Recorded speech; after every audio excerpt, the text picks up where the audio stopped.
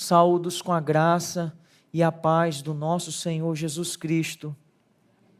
Peço que você abra sua Bíblia em Atos dos Apóstolos, capítulo de número 5, e nós faremos a leitura do verso 17 até o verso de número 32.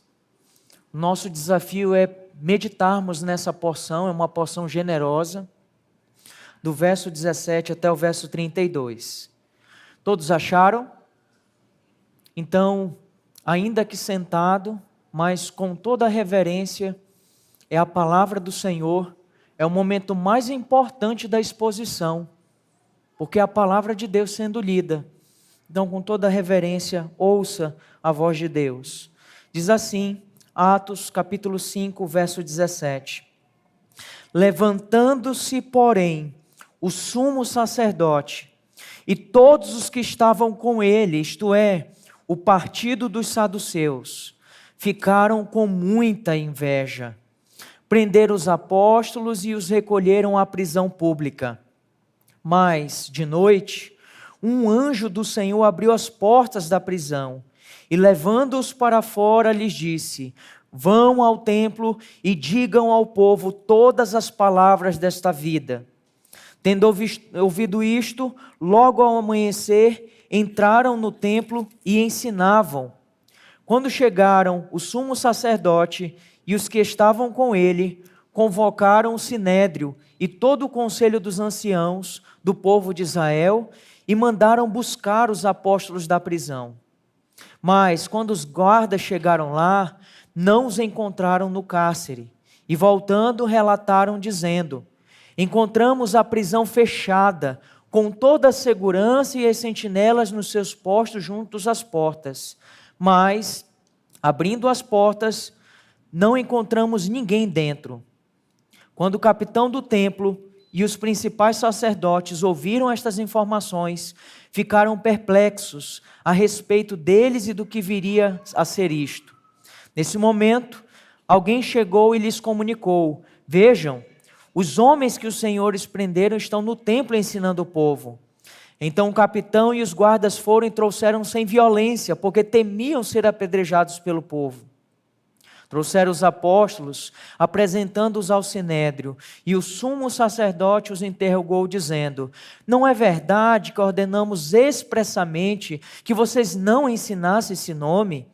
No entanto, vocês encheram Jerusalém com a doutrina de vocês e ainda querem lançar sobre nós o sangue desse homem.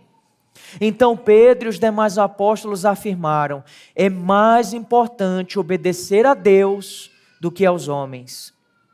O Deus de nossos pais ressuscitou Jesus, a quem vocês mataram pendurando-o no madeiro. Deus, porém, com a sua mão direita, o exaltou a príncipe e salvador, a fim de conceder a Israel o arrependimento e a remissão de pecados. E nós somos testemunhas destes fatos, nós e o Espírito Santo, que Deus deu aos que lhe obedecem. Assim é a palavra do nosso Deus, e que Ele aplique em nossas vidas e em nossos corações. Irmãos, o título desse sermão, dessa noite é: quem obedeceremos? Quem obedeceremos? E é importante, desde já, você que teve o contato direto com o texto bíblico, você que teve a oportunidade de ouvir a palavra de Deus, nessa passagem, irmãos, se nós pudéssemos resumir em uma frase o ensinamento, a ideia central que está sendo transmitida aqui é que nenhuma autoridade, nenhum poder, seja ele natural ou sobrenatural, é capaz de silenciar o testemunho do Evangelho e o avanço da Igreja de Jesus Cristo, o nosso Senhor e Rei. Você entendeu isso? Nenhuma autoridade, nenhum poder, seja natural ou sobrenatural, é capaz de conter, é capaz de silenciar, é capaz de frear a obra que está sendo realizada em todo o mundo de propagação e avanço do Evangelho de Jesus Cristo. Isso é maravilhoso, irmãos. Saber que de fato isso não é apenas um pensamento positivo, de que isso não está alicerçado no nosso desempenho. Afinal de contas, se o avanço do Evangelho dependesse de nós, talvez ele não estaria tão avançado assim, não é mesmo?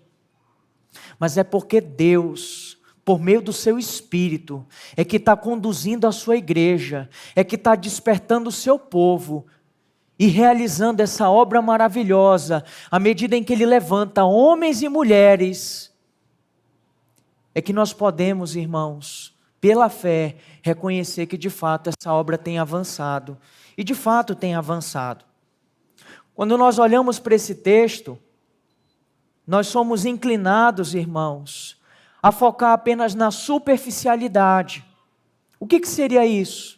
É a gente olhar para um texto como esse e tentar tirar lições de moral, tentar tirar lições de exemplo. Por exemplo, olha só como os apóstolos são um exemplo de coragem. Olha só como os líderes religiosos são invejosos. E a gente tira lições de moralidade, e não que isso não possa ser de fato aprendido, absorvido aqui, mas o fato é que a gente deixa de considerar a verdade que de fato está sendo apresentada no texto. Uma realidade, irmãos, que vai além da análise da conduta do ser humano. É você enxergar o agir de Deus. Não é só uma realidade material. Olha o que Pedro fez, olha como ele falou. Mas é você enxergar, por meio dessas palavras, uma realidade espiritual. O agir de Deus soberano sobre todas as coisas. É nós enxergarmos, irmãos, que está entranhado em meio a esses relatos o mover do Espírito Santo no meio da sua igreja. É saber que o Espírito Santo ele tem agido, ele tem conduzido o seu povo. Isso se revela também por meio dessas ações, por meio da obediência dos apóstolos. Bom, em nossos dias, a gente tem alguns extremos que precisam ser combatidos. Por exemplo, em muitas denominações, inclusive evangélicas, há uma super espiritualização de todas as coisas. Tudo é espiritual, tudo, a pessoa sai espiritualizando tudo. E tem igrejas inteiras que, de fato, abraçam, essa perspectiva, e isso é um tanto perigoso. Mas, em contrapartida, irmãos, é bem verdade que em muitas igrejas, e talvez essa seja a nossa maior inclinação aqui, é que às vezes a gente nega a realidade espiritual. A gente despreza que existe um mundo espiritual que está nessa realidade material e espiritual, e que ela existe, embora por vezes nós não a percebamos. Embora por vezes nós não enxerguemos, mas é uma realidade. E o livro de Atos, quando nós enxergamos por essa lente, e de fato Lucas tem essa intenção, nós passamos a olhar o livro de Atos, irmãos,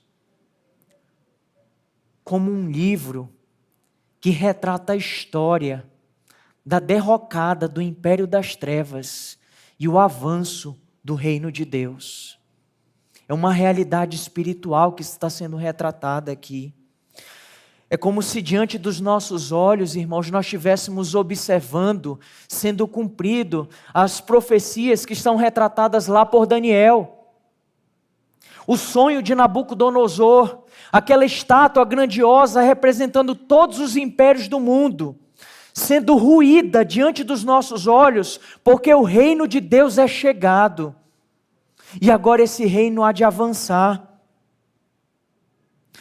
É nós olharmos, por exemplo, para o livro de Apocalipse e enxergar um manancial de esperança e conforto, em saber que a nossa vitória está na nossa fraqueza, está até mesmo na nossa morte, porque quando nós morremos, nós vencemos, quando nós somos fracos é que nós somos fortes, porque a nossa força não está em nós, mas está em Deus, que nos sustenta, e é Ele que tem sustentado. E nos enganamos quando pensamos que está na nossa força e na nossa capacidade. É nós enxergarmos, irmãos, que a nossa vitória está em Cristo, que as palavras de Cristo estão se cumprindo e o poder concedido pelo Espírito Santo, Ele nos capacita a testemunhar, capacitou no passado e continua nos capacitando hoje. Recebereis poder ao descer sobre vocês o Espírito Santo e vocês serão as minhas testemunhas. Vocês serão as minhas testemunhas. É olhar ali para Apocalipse capítulo 5 e reconhecer que esse Jesus que ascendeu aos céus, Ele está sentado no trono e Ele é digno de quebrar os selos.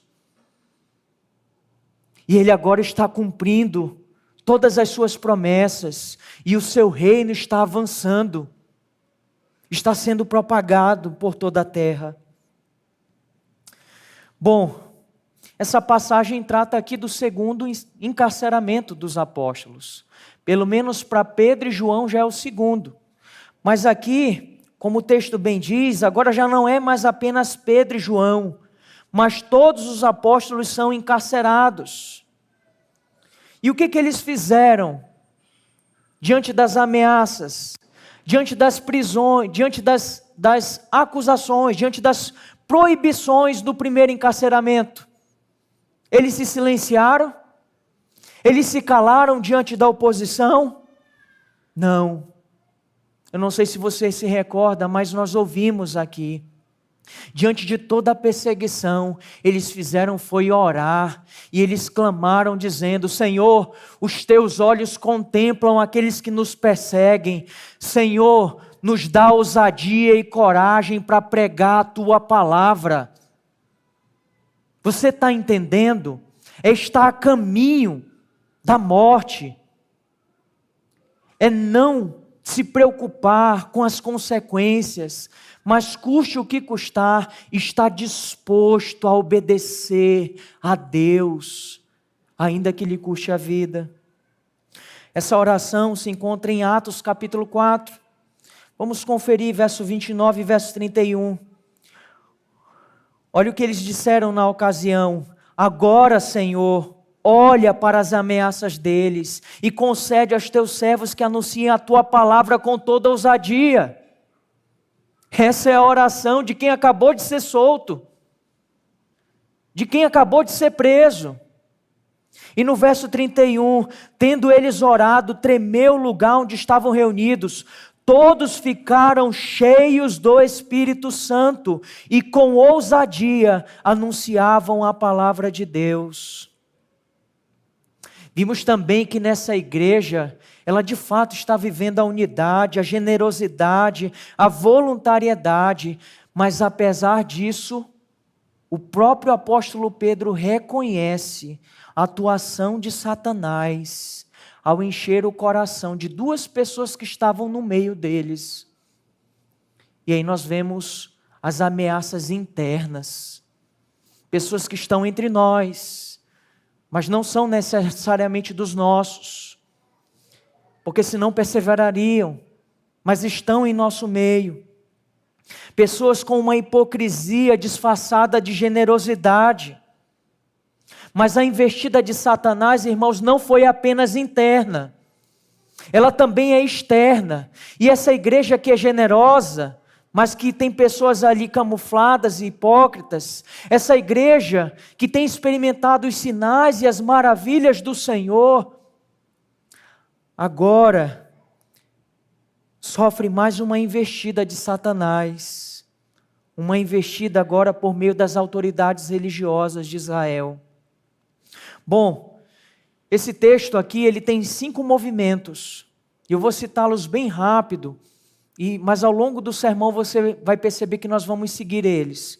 O primeiro, nós temos a prisão, do verso 17 a 18. Segundo, nós temos a libertação, verso 19 a 20. Terceiro, nós temos a ação dos apóstolos, verso 21 a 25. Quarto, nós temos a acusação do sinédrio, verso 26 a 28. E por último, nós temos a reação, a resposta dos apóstolos diante da acusação, do verso 29 ao verso de número 32.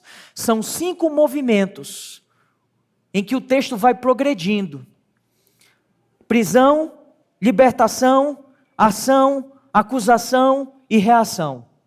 A reação. Começando então passo a passo. Primeiro ponto, nós temos aí a prisão dos apóstolos. E o que isso revela aqui? O que nós observamos aqui? Olha o que diz o verso 17. E levantando-se, porém, o sumo sacerdote e todos os que estavam com ele, isto é, o partido dos saduceus, ficaram com muita... O que diz aí na sua Bíblia? Ficaram com muita inveja.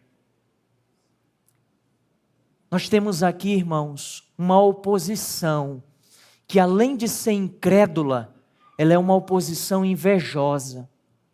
Incredulidade e inveja. Como que isso é possível, meus irmãos? Como que isso é possível?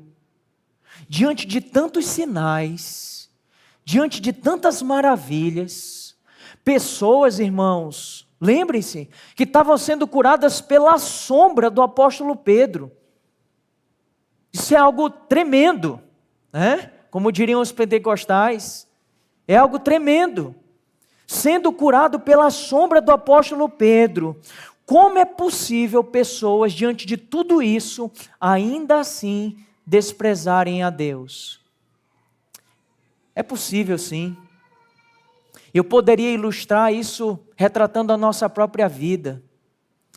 Quantas vezes o nosso próprio corpo não acusa que a gente não está bem? E às vezes o corpo ele vai dando sinais que as coisas não estão bem lá dentro no coração. E a gente vai tendo várias reações na pele, na barriga, vai tendo dores no corpo. E a gente vai desprezando os sinais até o momento em que a gente descobre uma enfermidade. Por quê? Porque a gente é muito relapso com os sinais. A gente vai desprezando. Isso de fato é possível, irmãos. Isso de fato é possível. É tão possível que tem uma frase da antiguidade que diz assim: o mesmo sol que amolece a cera, endurece o barro. Você já ouviu essa expressão? O mesmo sol que amolece a cera, endurece o barro. E é isso que está acontecendo aqui. A mesma palavra, os mesmos sinais, operando efeitos distintos nas vidas das pessoas. Para alguns, aquilo amolecia e aquecia o coração. Levavam as pessoas a buscarem, a se arrependerem, a se converterem. Mas a outros, irmãos, isso fazia endurecer ainda mais o coração. As pessoas ficavam ainda mais fechadas, insensatas, endurecidas em si mesmo. Enquanto alguns eram atraídos, outros não se curvavam. Pelo contrário, invejavam ao ponto de desejar até a morte. Até a morte. Mas o texto diz: levantando-se, porém, o sumo sacerdote. Imagina assim a cena, é tipo assim: chega, já deu. Já chegou no limite, precisamos fazer alguma coisa, esses homens foram longe demais, precisamos enfrentar isso diretamente. E o texto deixa muito claro o que motiva esses homens, e a palavra é inveja. Movidos por inveja, motivados por inveja. Eu não sei se você conhece, e é importante, por isso eu vou mencionar, é que a palavra aqui no original, que é traduzida por inveja, é zelos. De onde vem a palavra zelo? De onde vem a palavra interesse? Representa uma pessoa que tem um compromisso apaixonado por algo. Sabe qual é o problema? É que os zelos que é retratado aqui não é o zelo no sentido positivo, como a gente comumente conhece, mas aqui é o zelo corrompido.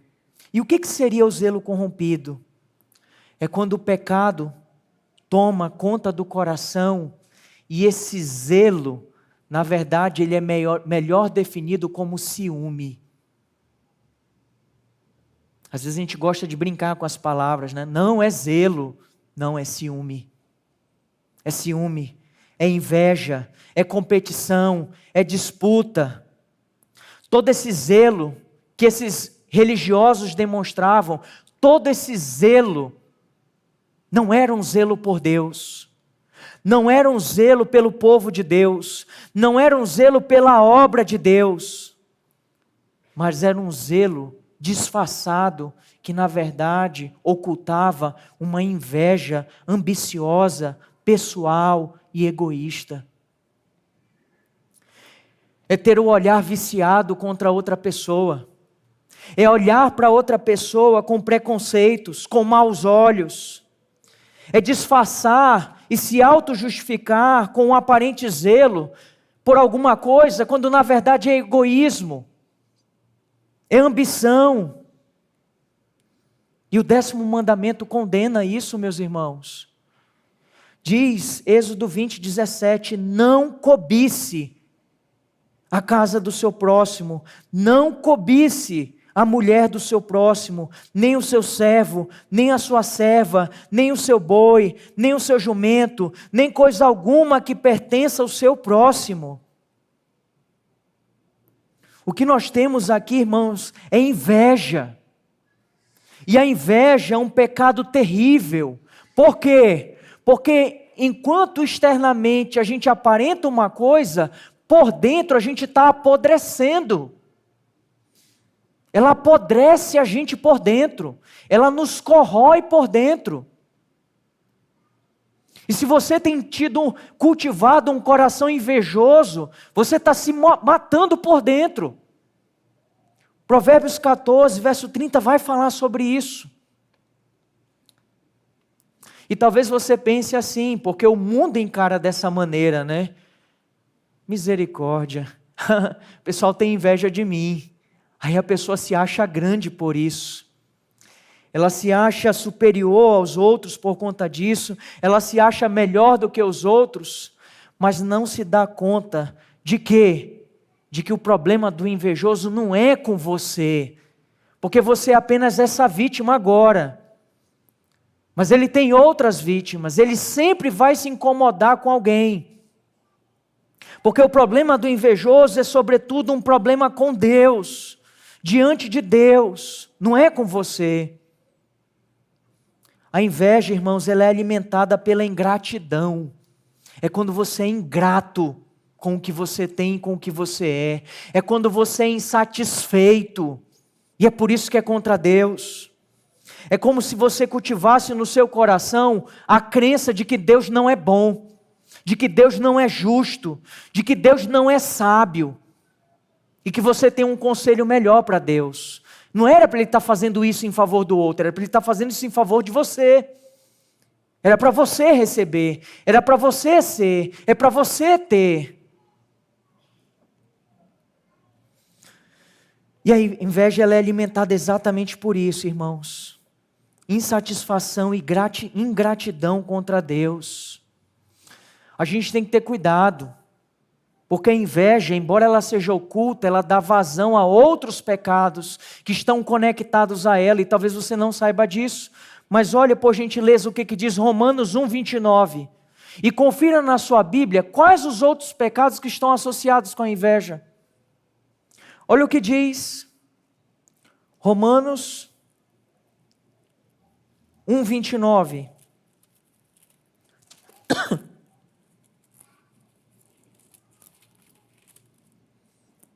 Romanos 1:29, estão cheios de todo tipo de injustiça, perversidade, avareza e maldade. Atenção, estão cheios de inveja, homicídio, discórdia, engano e malícia. A inveja anda lado a lado com ódio, com a vingança, com a raiva. É uma obra da nossa natureza pecaminosa, é um desejo assassino. Por quê? Porque você tem inveja daquela pessoa, E você desejaria a morte, você quer suprimir ela. É um desejo assassino. É um desejo também de roubo. Por quê? Porque aquilo que é do outro, você quer para você. Mas não é seu, não te pertence. Deus não te deu. Então não cobiça o que é do outro, não deseja o que é do outro.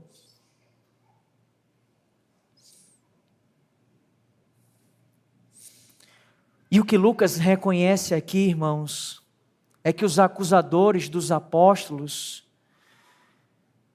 nada mais estão reproduzindo aquilo que os acusadores de Jesus também estavam sentindo acerca de Jesus. Marcos capítulo 15, verso 10, pois ele bem percebia, isso é Pilatos, que era por inveja que os principais sacerdotes lhe haviam entregado Jesus. João capítulo 15, verso 20, o Senhor Jesus já havia nos preparado dizendo: lembrem-se da palavra que eu disse a vocês, o servo não é maior do que o seu Senhor. Se perseguiram a mim, também perseguirão vocês. Se guardaram a minha palavra, também guardarão a de vocês. Isso não deve nos espantar, irmãos. Nós seremos perseguidos, nós serviremos injustiçados, perseguidos por causa de Cristo Jesus. Bom, o texto continua e diz: prenderam os apóstolos e recolheram à prisão pública. Ao contrário da prisão anterior, essa daqui era um cárcere público, uma cadeia pública. Então eles foram jogados junto com os assassinos, junto com os ladrões, e a rigor teriam que passar a noite. O texto continua, e aqui nós temos a libertação, verso 19, mas de noite um anjo do Senhor abriu as portas da prisão e levando-os para fora, lhes disse. Irmãos, Lucas aqui captura aquilo que a gente pode classificar como o humor de Deus. Em que sentido? É que Deus, ele é muito curioso. Ele é muito... Me faltam palavras para descrever, mas o Senhor, ele é muito perspicaz, muito sábio, muito engenhoso na maneira como ele faz as coisas. E quando a gente passa pelas coisas, a gente não entende. Mas quando a gente olha para trás e vê tudo o que aconteceu, a gente olha para Deus e diz assim: Senhor, como o Senhor és, né? Tudo aquilo tinha um propósito e eu nem havia percebido. Isso já aconteceu com a sua vida? É como se Lucas descortinasse e contasse aqui a perspectiva de Deus, do que está acontecendo. Ironicamente, quem eram os saduceus? Era um partido religioso, que tinha poder religioso e poder político. E sabe o que eles acreditavam? Ou melhor dizendo, sabe no que eles não acreditavam? Eles eram líderes, eles dominavam a classe sacerdotal, dominavam ali o templo. E sabe o que eles não acreditavam? Eles não acreditavam na ressurreição. Eles não acreditavam em espíritos. Eles não acreditavam, irmãos, em anjos. Mas qual é a ironia? O que os apóstolos estavam pregando? Qual é o ponto central da mensagem dos apóstolos? A ressurreição. E quem liberta os discípulos da cadeia? Anjos. O anjo, um anjo do Senhor. Um anjo do Senhor. E é o que o texto diz: um anjo do Senhor abriu as portas da prisão e levando-os para fora, lhes disse. Não nos é contado os detalhes, por isso entendemos que não nos importa, mas olha o que o anjo diz a esses homens: vão ao templo e digam ao povo todas as palavras desta vida. Vão ao templo e digam ao povo. Esse anjo tinha uma missão, e essa missão foi cumprida. Liberte os meus servos e transmita a ordem que eu tenho a eles. E qual é essa ordem? Continuem, não parem, não desistam, continuem, avancem. Deus os libertou para que continuassem a pregar a mensagem da salvação. A ordem é clara: vão e preguem todas as palavras dessa vida. Em resumo, a mensagem aqui é a mensagem de salvação. As palavras dessa vida são as palavras de vida eterna. E isso nos faz lembrar uma ocasião em que Jesus esteve com seus discípulos, em que, ensinando a verdade e transmitindo, em João capítulo 6, diz que muitos dos discípulos haviam abandonado Jesus, haviam deixado de seguir. E Jesus se volta para os 12 e diz: será que vocês não querem se retirar? E naquele momento Pedro, movido pelo Espírito Santo, ele diz: Senhor, para quem iremos? O Senhor tem as palavras da vida eterna. E nós temos crido e conhecido que o Senhor é o Santo de Deus. E agora Pedro é aquele porta-voz. Agora os apóstolos Pedro e os demais apóstolos são aqueles que estão anunciando essa mesma mensagem. Essa mensagem que outrora ele havia reconhecido está em Jesus. Em Marcos capítulo 16, Jesus chega a questionar os seus discípulos, também a uma certa altura de seu ministério. As pessoas estavam dizendo: olha, você é João Batista, você é Elias, você é isso, você é aquilo. Jesus se volta para os seus discípulos e diz assim: e vocês, quem dizem que eu sou? Respondendo Simão Pedro disse: o Senhor é o Cristo, o Filho do Deus vivo. Então Jesus lhe afirmou: bem-aventurado é você, Simão Bar-Jonas, porque não foi carne e sangue que revelaram isso a você, mas meu Pai que estás nos céus. Também eu lhes digo que você é Pedro, e sobre esta pedra edificarei a minha igreja, e as portas do inferno não prevalecerão contra ela. Você ouviu essa parte final? As portas do inferno não vão prevalecer contra a igreja do Senhor. Quando a gente olha esse texto, a gente imagina às vezes a igreja acuada, de portas fechadas, temendo o mundo e o que o mundo pode fazer. Mas sabe qual é o melhor desenho e retrato? É a igreja avançando e sendo enviada, e proclamando, e alcançando, e libertando, e salvando, e sendo instrumento de Deus para a salvação.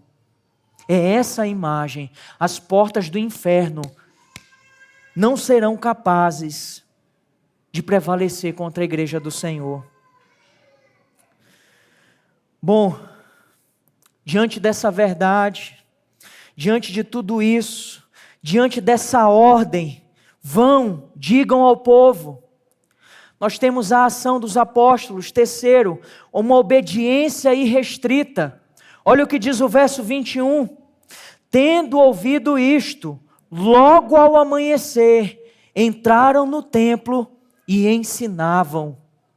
Aquilo que antes era motivo de oração, agora é evidência de resposta divina.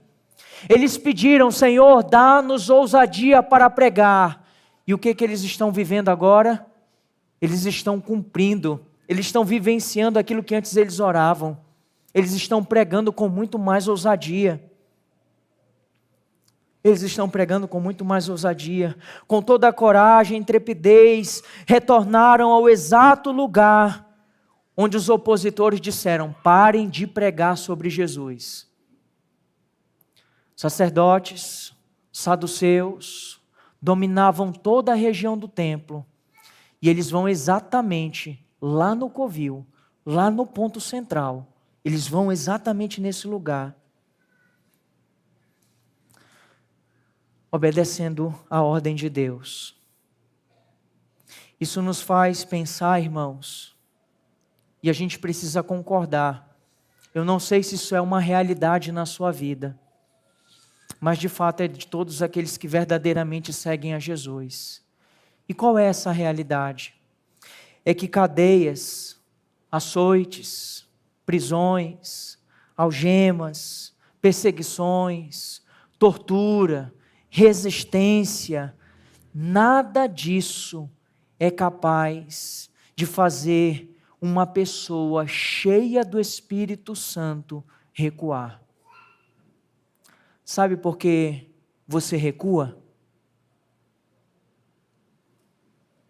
É porque te falta. Te falta. Te falta ser cheio do Espírito Santo. Te falta ansiar por Cristo. Te falta desejar mais do que tudo agradar a Deus. Te falta entender que há uma realidade espiritual da qual nós estamos inseridos e como embaixadores do reino de Deus. Nós temos uma missão, irmãos, e essa missão vai além de ter um sucesso financeiro, uma estabilidade de emprego, a saúde, vai além de qualquer coisa desse momento presente. Isso é um discurso que é muito difícil de falar para as pessoas desse tempo, porque as pessoas estão anestesiadas. Essa é a verdade, irmãos. Infelizmente, são poucos que poderiam dizer como o apóstolo Paulo. Olha o que o apóstolo Paulo diz em Atos, capítulo de número 20, verso 22. Atos, capítulo 20, verso 22.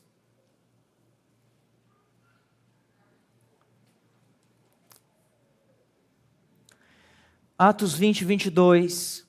E agora, impelido pelo Espírito, olha a atuação do Espírito Santo, vou para Jerusalém, não sabendo que ali vai me acontecer, exceto que o Espírito Santo, de cidade em cidade, me assegura que prisões e sofrimentos estão à minha espera. Uma pessoa movida pelo Espírito Santo, cheia do Espírito Santo, indo de encontro à sua morte, indo de encontro a tudo aquilo, irmãos, que representa a sua morte, o seu sofrimento. E o texto continua, e talvez aqui esteja o ápice da beleza. Verso 24, porém, em nada considero a vida preciosa para mim mesmo, desde que eu complete a minha carreira e o ministério que recebi do Senhor Jesus, para testemunhar o evangelho da graça de Deus. Você é capaz de dizer isso? Você é capaz de tomar essas palavras como suas e se apropriar delas, ao ponto de dizer, eu não tenho a minha vida como preciosa para mim mesmo, pois o que me importa é completar a carreira, o ministério que eu recebi do Senhor Jesus.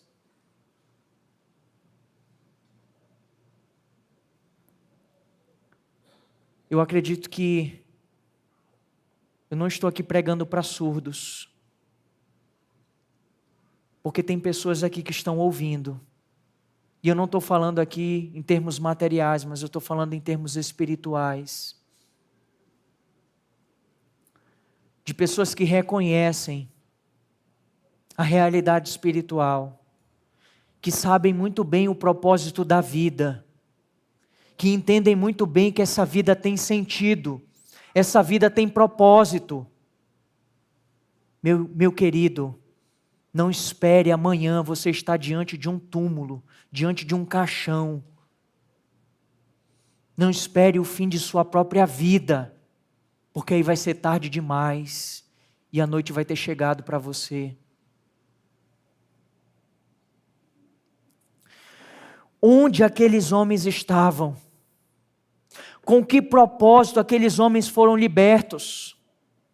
O texto diz, logo ao amanhecer, entraram no templo e ensinavam. Irmãos, tão logo que nasceu o dia, as portas do átrio do templo se abriram para os sacrifícios, e lá estavam os apóstolos novamente, a cena do crime, desobedecendo os homens para obedecer a Deus. Eles estão no epicentro do problema. Você está entendendo? É ilógico, é irracional, é humanamente irracional. Como é que você vai lá no centro? Como é que você vai lá no fogo, se joga na fornalha? É só uma firme convicção que nos leva a fazer isso. Fidelidade, abnegação, senso de dever, de responsabilidade, é o que os militares têm como lema de vida. Missão dada é missão cumprida. Aplique isso para a sua vida. A missão foi dada, irmãos. E você está cumprindo essa missão. O que é ser um discípulo de Jesus, afinal? Você sabe o que é ser um discípulo de Jesus? Porque em nossos dias há uma caricatura que a gente desenha. É um desenho bem soft, light, gourmet, self-service. A gente vai juntando somente aquilo que nos agrada. E aí a gente vai desenhando uma imagem de o que é um discípulo de Jesus. É alguém que aos domingos vem à igreja, ouve o sermão, e aí amanhã se esquece de tudo e vive a sua própria vida. Querido, isso não é ser discípulo de Jesus. Isso não é ser discípulo de Jesus. Ser discípulo de Jesus exige uma expressão aqui que eu espero que você guarde na sua mente, porque esse é um ponto central aqui. Obediência. Se você é discípulo de Jesus, você vai ser reconhecido por obedecer a Jesus. Pare de se enganar. Pare de dizer da boca para fora que você segue a Jesus, que você é um crente, que você é cristão, que você é discípulo, se você não obedece a Cristo. Pare de mentir. Pare de hipocrisia. Deixa eu te ajudar a você sair desse auto-engano. Ser discípulo de Jesus envolve obediência. E sem mimimi, sem desculpas. Por causa disso, por causa daquilo, a questão é: você obedece ou não a Jesus na sua vida? Você tem obedecido ou não a Jesus, meu irmão? Ou a sua vida é marcada pela desobediência? Você vive dando desculpas para desobedecer a Deus. Quando em Cristo Jesus você já tem todas as coisas que você necessita para uma vida piedosa, mas você gosta de dar desculpas. A pergunta é: você está ou não obedecendo a Deus? E você não tem que responder isso para mim, você tem que responder para Deus, para você mesmo. A vida cristã é uma vida de fé e de provação dessa fé. A vida cristã é uma vida de fé em ação e de uma fé em proclamação. Eu acredito e eu vivo pelo que eu acredito. E por viver pelo que eu acredito, eu proclamo isso. Eu prego o que eu vivo e eu vivo o que eu prego. É uma vida coerente, íntegra, sincera, honesta diante de Deus, porque nós tememos a Deus e não aos homens. Agora imagina a cena aqui. Os apóstolos estão presos, o anjo vai lá e liberta, e o sinédrio de manhã cedo acorda, se reúne, todo mundo reunido, preparado para julgar. Cadê os presos? Aí vão até lá a prisão, está tudo trancado, bonitinho, os guardas, cadê o pessoal? O que aconteceu? Olha só, parece uma maquete da humanidade. Em que sentido? Os homens achando que estão no controle das coisas, quando na verdade existe um Deus soberano que está controlando tudo. Olha o que diz o texto. Continuando o verso 21. Quando chegaram o sumo sacerdote e os que estavam com ele, convocaram o sinédrio e todo o conselho dos anciãos do povo de Israel, e mandaram buscar os apóstolos da prisão. Mas quando os guardas chegaram lá, não os encontraram no cárcere. Está imaginando a cena? E voltando relataram, dizendo: encontramos a prisão fechada, com toda a segurança, e as sentinelas nos seus postos junto às portas. Abrindo as portas, não encontramos ninguém dentro. Como é que se explica isso?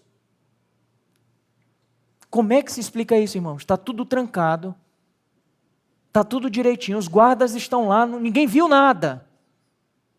Cadê esses homens? Sumiram, desapareceram.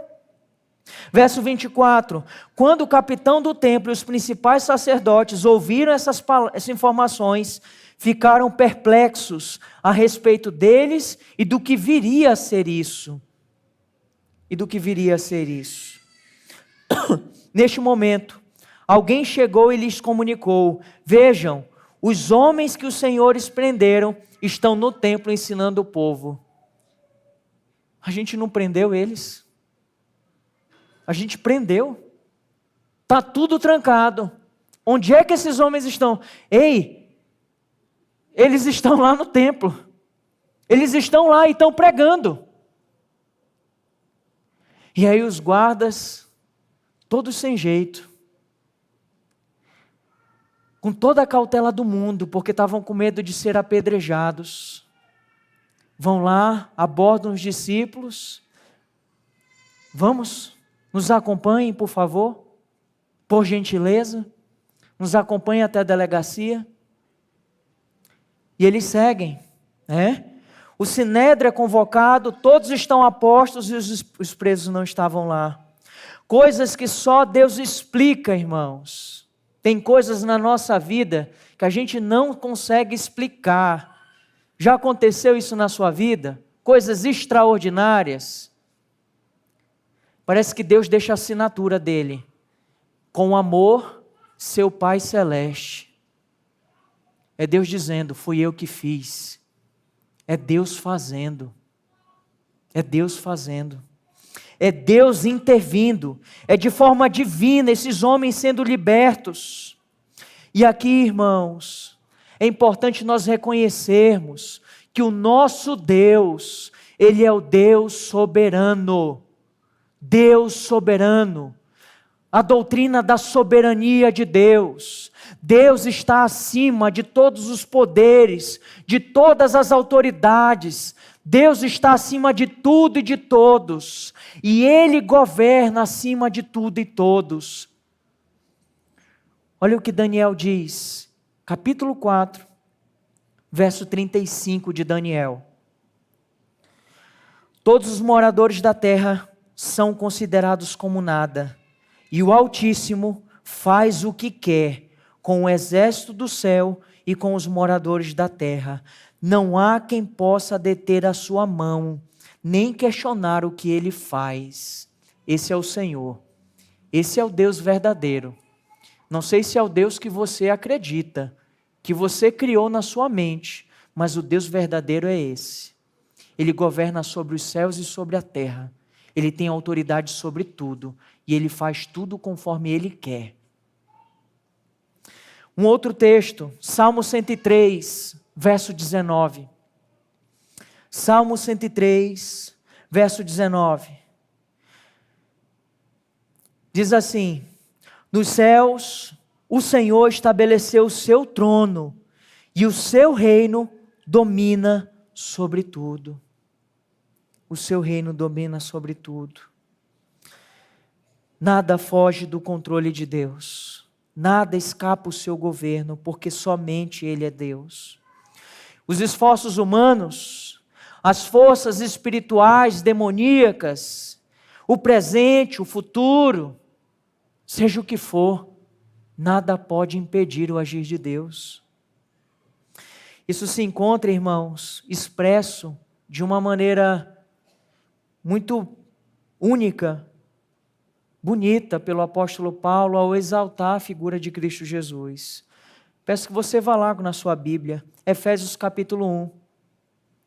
Olha só o que diz no verso 20. Efésios capítulo 1, irmãos, é um louvor que exalta a Trindade Santa. E no final, Paulo encerra essa pequena porção, esse parágrafo, com essas palavras. Efésios 1:20, ele diz: Ele exerceu esse poder em Cristo, ressuscitando dentre os mortos e fazendo-o sentar à sua direita nas regiões celestiais. Você lembra do primeiro louvor que nós cantamos? Acima de tudo, acima de todos está o Senhor entronizado. É o que nós cantamos, irmãos. É o que nós cantamos.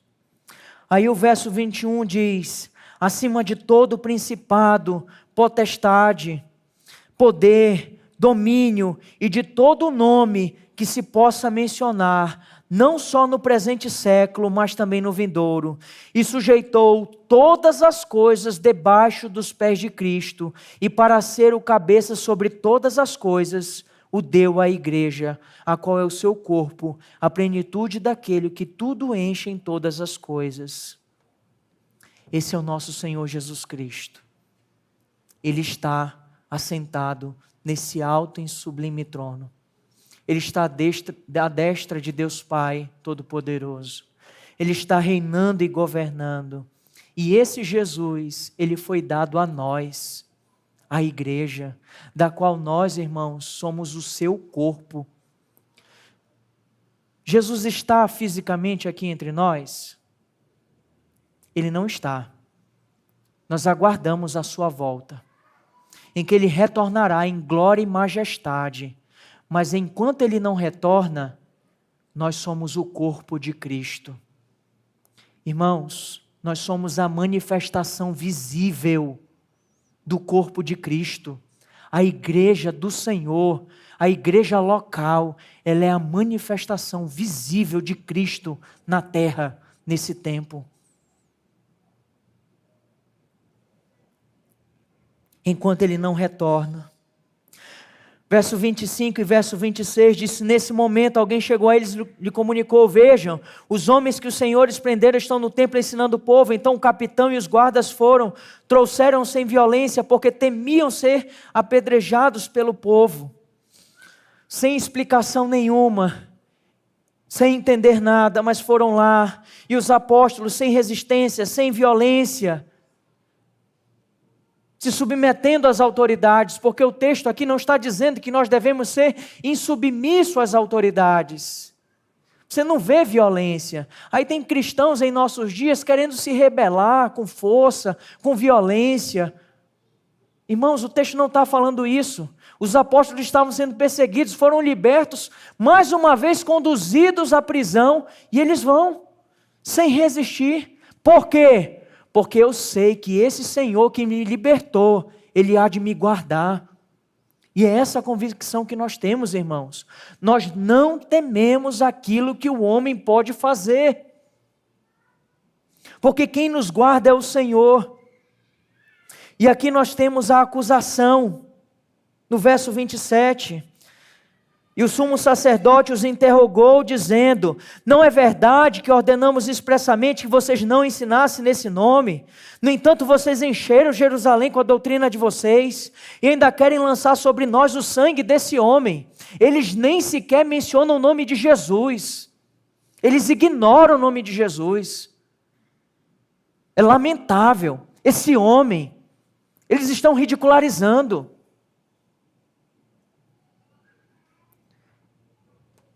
Não ordenamos que vocês não ensinassem nesse homem, o sangue desse homem. Estão cegos de inveja,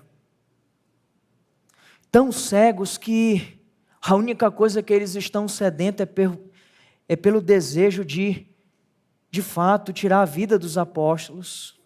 Ignoram o nome do Senhor, e as acusações são duas. Encheram com seus ensinamentos, como se isso fosse uma invenção dos próprios apóstolos, como se os apóstolos por várias vezes não estivessem dizendo: nós estamos aqui anunciando o nome de Jesus, nós estamos aqui pregando em nome de Jesus, nós estamos fazendo isso daqui pelo nome daquele que vocês crucificaram, em nome dele, na dependência dele. E a segunda acusação: vocês lançaram esse sangue sobre nós. Quando nós nos recordamos lá da crucificação, e esses mesmos sacerdotes, juntamente com toda a multidão, disseram: crucifica-o.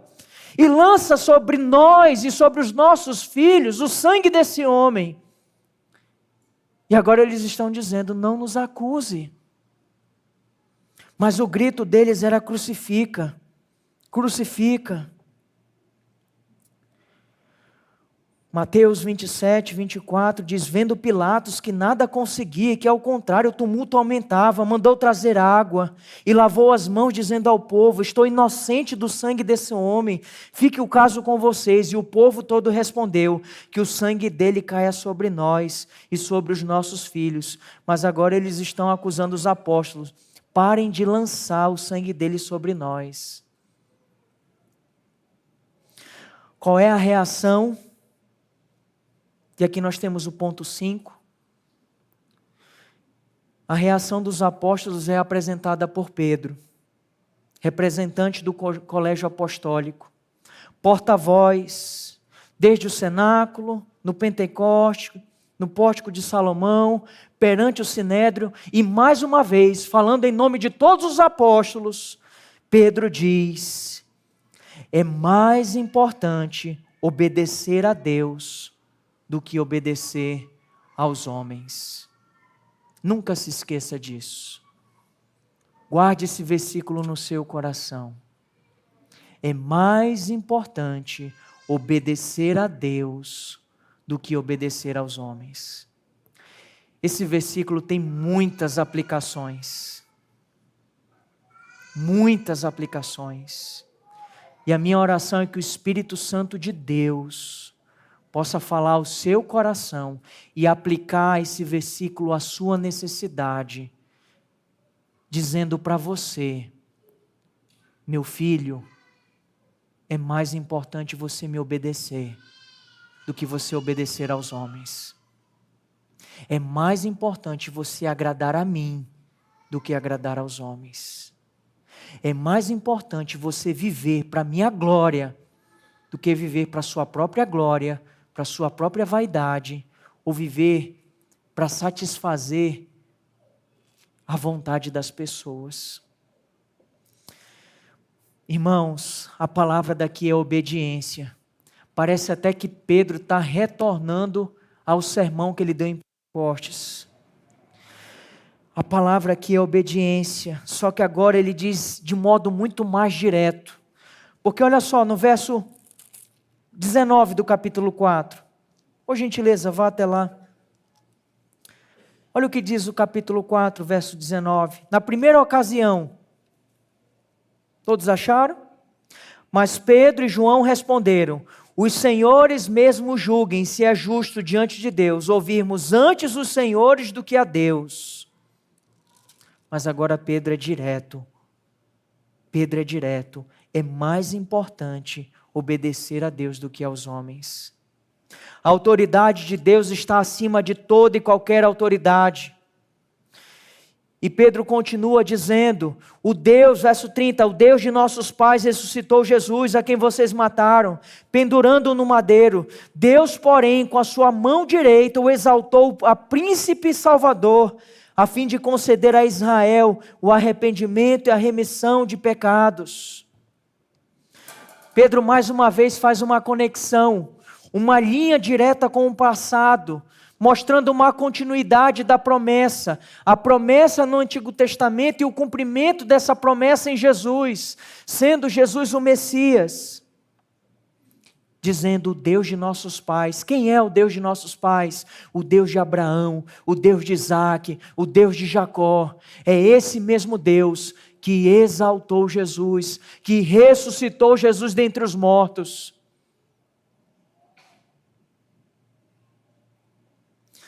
Ressuscitou a Jesus a quem vocês mataram. Foram as autoridades judaicas que incitaram a multidão, foram eles que planejaram a morte do Senhor, foram eles que pediram que Pilatos crucificasse a Cristo, quando Pilatos já havia decidido soltar. Foram eles que condenaram, crucificaram, mas Deus o exaltou ao mais alto grau. Ele é Deus. Jesus é Deus. A segunda pessoa da Trindade, Deus de Deus, luz de luz, digno de toda honra honra, glória, majestade e poder.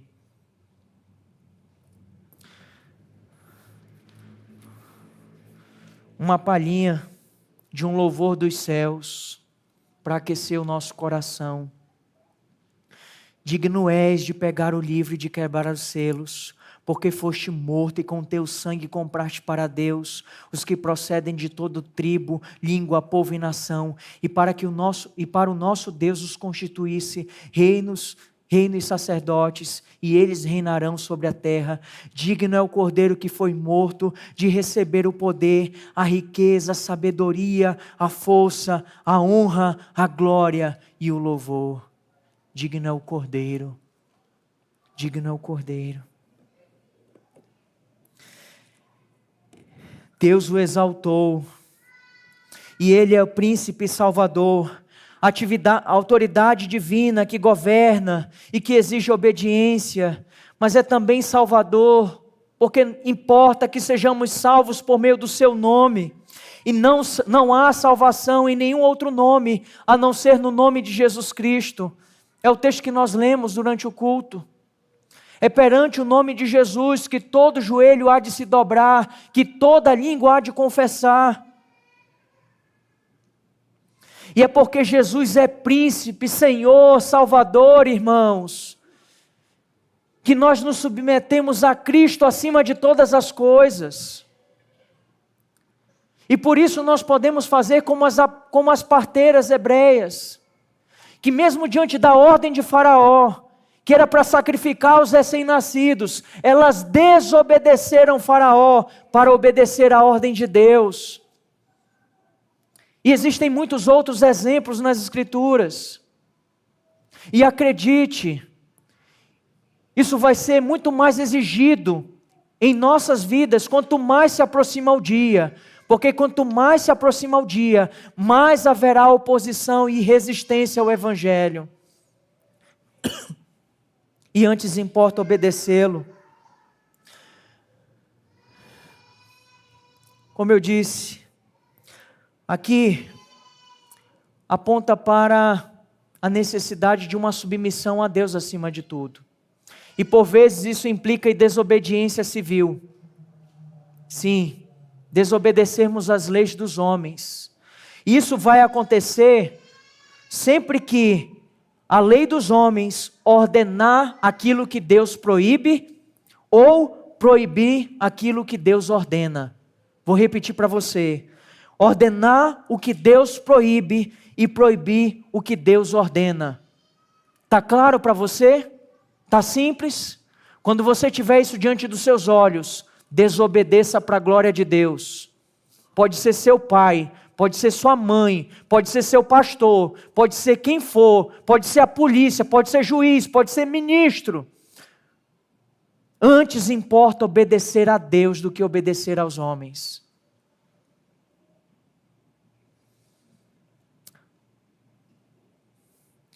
E o texto então encerra dizendo: Deus, porém, com a sua mão direita o exaltou príncipe e salvador, a fim de conceder a Israel o arrependimento e a remissão de pecados. Irmãos, Pedro está pregando para essas pessoas que estão perseguindo. Você está entendendo? Aqueles homens estão morrendo de inveja por dentro, estão desejando a morte. E Pedro se volta para aqueles homens e anuncia o Evangelho, dizendo: Deus está, por meio desse Jesus, concedendo arrependimento e perdão de pecados. Pregue, não faça acepção de pessoas. Pregue para todas as pessoas. Por quê? Porque o arrependimento não é fruto daquilo que o homem pode produzir. O texto diz: a fim de conceder a Israel o arrependimento e a remissão. Se arrepender, meu querido, é algo que Deus concede. Sabe por que eu prego aqui? Sabe por que nós pregamos aqui? é porque nós confiamos no poder do Espírito Santo. E o Espírito Santo pode te conceder arrependimento e perdão. Ninguém está aqui forçando, e ninguém está aqui confiando em você, que você de si mesmo vai se arrepender dos seus pecados. Porque arrependimento também é dom, e Deus dá a quem quer. E se você se arrepende dos seus pecados, levante as mãos para os céus e agradeça: Senhor, obrigado, porque até a capacidade de me arrepender e reconhecer os meus pecados, isso vem de Ti, isso não vem de mim mesmo. Meu irmão, você que anda afligido por Satanás em sua mente, perturbado por pensamentos, pelas setas do maligno, que você possa se defender com a fé, sabendo que esse Cristo morreu por você. Ele já te perdoou dos seus pecados, e se Ele está te concedendo o arrependimento, é porque a sua obra há de ser completa na sua vida. Há de ser completa. Não pense que isso é de você mesmo. Isso é o Espírito de Deus agindo na sua vida. Reconheça o Espírito do Senhor agindo na sua vida. Ele é o selo da sua salvação, a garantia da sua salvação. Somente Jesus pode salvar. E nós somos testemunhas destes fatos. Nós e o Espírito que Deus deu aos que lhe obedecem. O Espírito concedido como um dom. O que é dom? Dom é presente. Presente de Deus. Deus concede o seu Espírito. Não é para todas as pessoas, é para aqueles que creem, para aqueles que se arrependem, para aqueles que são batizados, para aqueles que são cheios do Espírito Santo, aqueles que foram salvos por Cristo Jesus. Aplicando de maneira bem direta, bem breve e objetiva, o que nós podemos extrair de tudo aquilo que foi ouvido nessa noite? Primeira coisa que eu gostaria de dizer para você que está aqui nos visitando: arrependa-se dos seus pecados. Minha oração é que Deus te conceda arrependimento e perdão. Que você não saia daqui sem se arrepender. Que você não saia daqui com os seus pecados ocultos em seu coração, tomado de inveja, de engano, de hipocrisia, mas que você saia daqui justificado por Cristo, tal como aquele publicano que não ousava erguer os seus olhos aos céus, mas batia no peito: tem misericórdia de mim, Senhor, porque eu sou um pecador. Que você saia daqui justificado por Cristo, pelo sangue de Cristo Jesus. Segunda aplicação, meu irmão, seja liberto de toda a inveja. Seja liberto de toda a inveja e viva de modo agradável a Deus. Viva de modo agradável a Deus. Cuidado com a inveja. Cuidado. Tem gente que inveja até os ímpios. Não inveja a prosperidade dos ímpios. O ímpio parece que nem pega resfriado. Ele nem gripa. Os irmãos aqui vivem gripados, né? A gente vive doente. O ímpio, não acontece nada com ele. Não inveja, meu irmão. Não inveja a prosperidade dos ímpios, porque isso vai levar a um fim. E o fim não é a vida, é a morte. Viva o que Deus tem lhe concedido em suas mãos. É pouco, glória a Deus. É muito, glória a Deus. Seja quem você for, o que você tem, viva de modo contente. O Deus soberano, Ele está cuidando de todas as coisas e Ele cuida de você. Seja liberto da inveja. Tenha gratidão, contentamento com o que você tem, com o que você é em Cristo Jesus. Cuidado com a inveja religiosa, porque é o que estava acontecendo aqui. Cuidado com a inveja religiosa. Esteja disposto, meu irmão, a sofrer as consequências da obediência. A obediência, às vezes, implica não apenas em renúncias, mas também em consequências diante dessas renúncias. Esteja disposto a sofrer, haja o que for, haja o que houver, que você possa viver de modo agradável a Deus. Obedeça a Deus, não só aqui no meio da igreja, não somente aqui internamente, mas também na praça pública, em meio às outras pessoas. E a pergunta é: quem é você em público? Porque eu te conheço aqui no domingo, mas quem é você durante a semana, perante os seus vizinhos, perante a sua família, perante os seus colegas de trabalho, perante as pessoas que você convive durante a semana? Quem é você? Obedeça a Deus, obedeça ao Senhor, viva de modo digno do Senhor, viva de modo agradável diante do Senhor. Uma outra aplicação: tema mais a Deus do que aos homens. Tema a Deus, busque agradar a Deus, viva dessa maneira e seja liberto da vã tentativa de agradar as pessoas, porque uma hora você está agradando um, aí depois você tem que agradar o outro, aí você agrada o outro, aí você agrada o outro, agrada o outro, aí você não vive a sua vida, você não vive quem você é, quem você foi criado para ser, para viver. Você tem que viver para agradar a Deus. A Deus. Obedeça a Deus. Deus tem te dado liberdade, assim como Deus deu aos apóstolos. Use a sua liberdade para servir ao Senhor. Tem gente orando por livramento, tem gente orando por uma série de coisas, que o motivo de suas orações te levem a adorar a Deus, a viver uma vida que Deus deseja que você viva.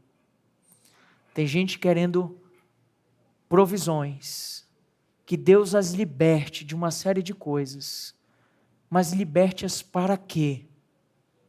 Para o seu próprio bem, satisfação e deleite pessoal? Ou você deseja glorificar a Deus por meio disso que você está pedindo dele? Que Deus lhe abençoe, que Deus fale ao seu coração, assim como ele falou ao meu. Que Deus nos dê graça e misericórdia.